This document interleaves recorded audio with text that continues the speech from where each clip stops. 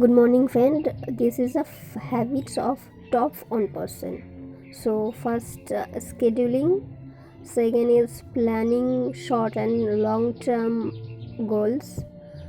Wake up early, meditating, exercising daily, staying disconnected from phone, reading, living frugally, saving to invest, finding good college employees, see things in the long term, listen to new ideas.